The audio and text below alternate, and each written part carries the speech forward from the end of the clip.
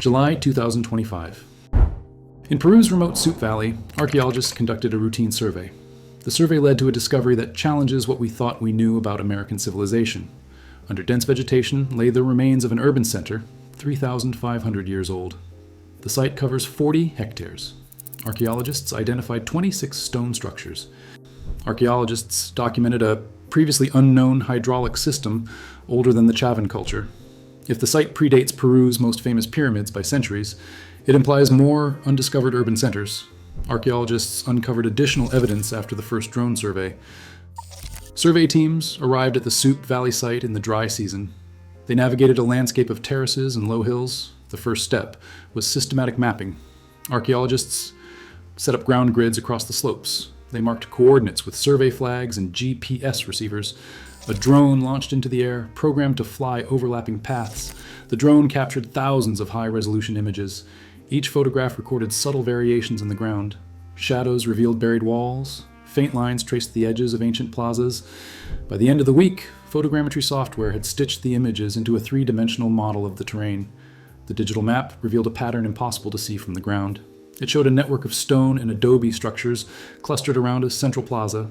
The buildings spread across 40 hectares. Analysts counted 18 distinct buildings. 2 of the buildings were large public halls. A circular plaza was cut into the hillside. The arrangement matched no known Inca or Chavan blueprint. The site's geometry suggested a different logic rooted in the earliest phases of Andean urbanism. Field teams confirmed the drone findings on foot. They traced the outlines of collapsed walls beneath dense brush. They measured the width of passageways. They measured the diameter of the central plaza. Shallow trenches exposed layers of packed earth and stone. The trenches confirmed these were foundations of a planned settlement. The survey identified remnants of irrigation channels running downslope from higher terraces. The channels are now clogged with silt. The channels once guided water from nearby springs into the heart of the settlement. Canal fragments indicate organized water management. Organized water management was necessary to support crops and daily life in the arid Supe Valley. Every measurement was logged. Every structure was mapped to centimeter accuracy. The drone survey made it possible to visualize the city's full outline for the first time. What began as scattered mounds and indistinct rubble resolved into a coherent urban footprint.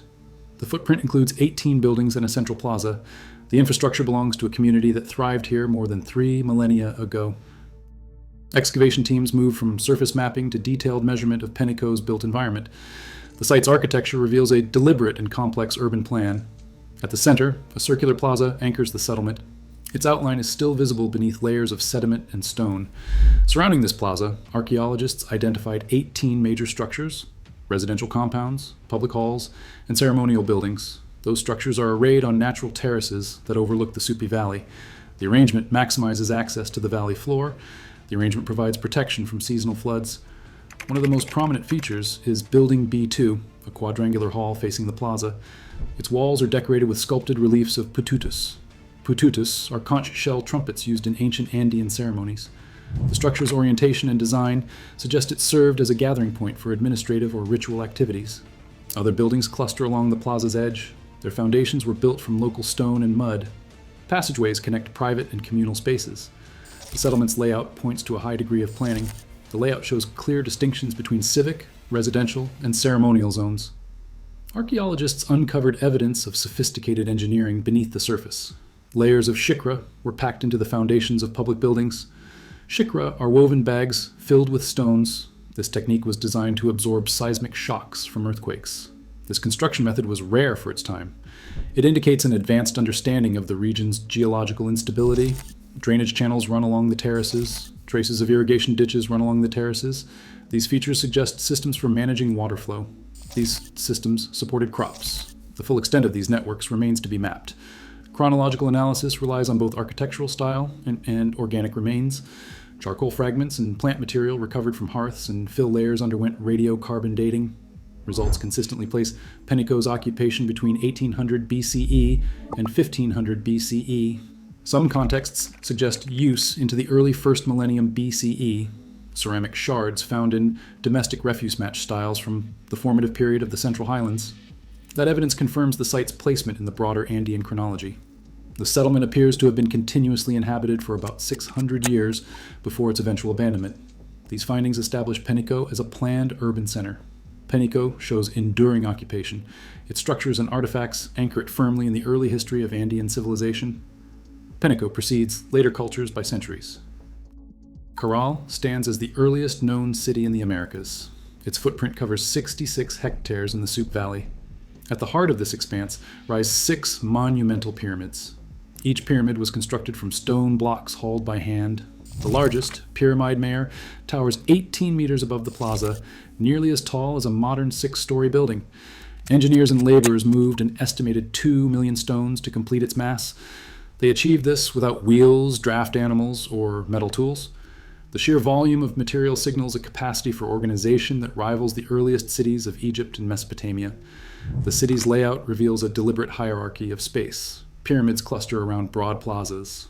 Each plaza can hold hundreds of people. Circular sunken courts, some 40 meters in diameter, sit beside the main pyramids. Those courts retain amphitheater like acoustics after 5,000 years. Residential compounds and workshops line the city avenues surrounding ceremonial centers. Their walls were built from river cobbles and mud mortar.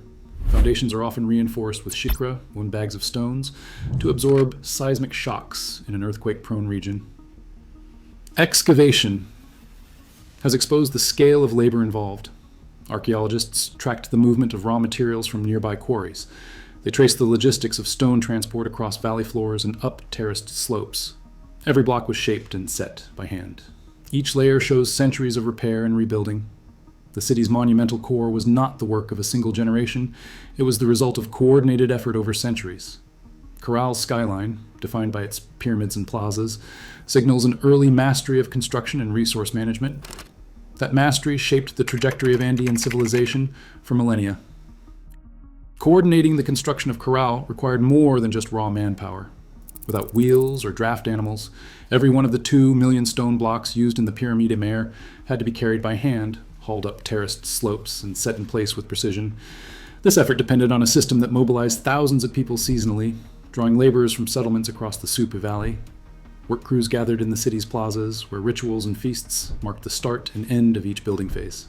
These gatherings reinforced social ties and a sense of shared purpose, making monumental construction both a civic and a religious obligation.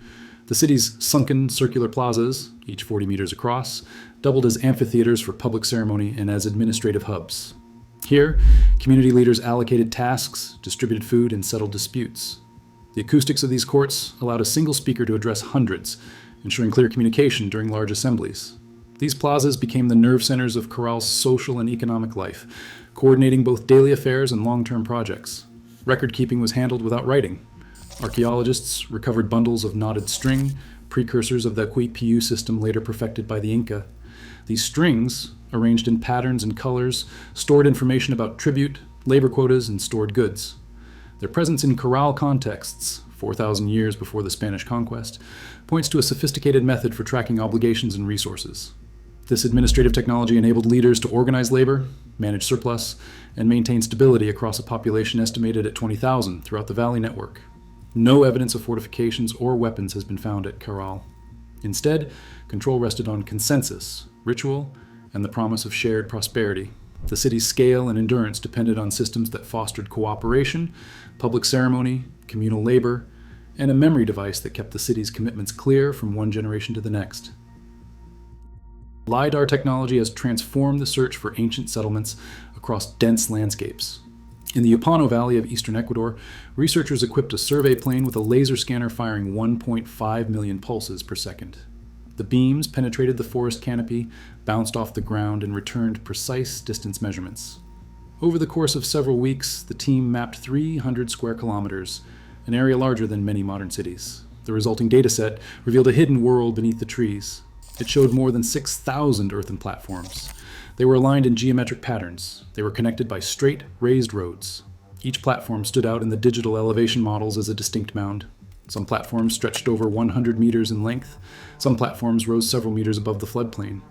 The LiDAR survey also traced the outlines of canals, ditches, and causeways. Those features were invisible to satellite images or ground surveys. Archaeologists could now see the full scale of pre-Columbian engineering. The evidence included settlement clusters, ceremonial plazas, and an organized grid of roads. This level of detail allowed researchers to reconstruct the layout of entire communities. They mapped everything from central plazas to outlying fields. The technology confirmed the existence of large, planned settlements in the Amazon. It provided the first accurate measure of their extent and complexity. What appeared to be unbroken rainforest from above was, in fact, a landscape shaped by thousands of years of human activity. Roads in the Upano Valley do not meander. They run straight for kilometers, cutting through dense forest and marshland, linking clusters of earthen platforms and plazas in a deliberate grid. Archaeologists have mapped more than 2,000 kilometers of these engineered routes, some as wide as modern highways, others raised above the floodplain by packed earth and stone. The largest mounds stretch 140 meters in length. They measure 40 meters across. They rise 6 meters above the surrounding ground. These are not isolated ceremonial centers, but the hubs of planned communities. Each platform anchors a cluster of smaller dwellings, storage pits, and work areas, all connected by causeways that extend up to 25 kilometers between settlements.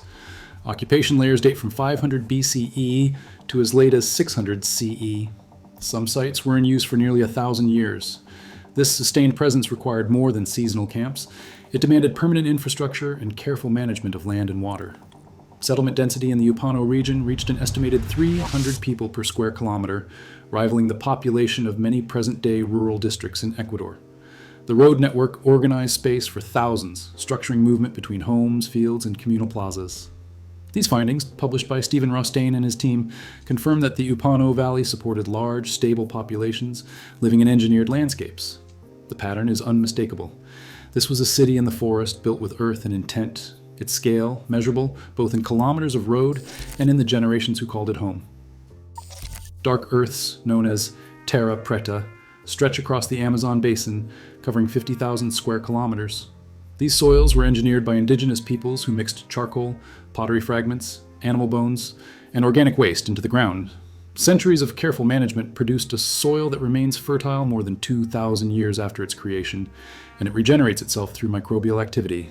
Terra Preta's distribution follows the major rivers, the Amazon, Xingu, and Tapajos, tracing the outlines of ancient settlements that once lined the waterways. Far from being untouched wilderness, the Amazon was shaped by human hands on a continental scale.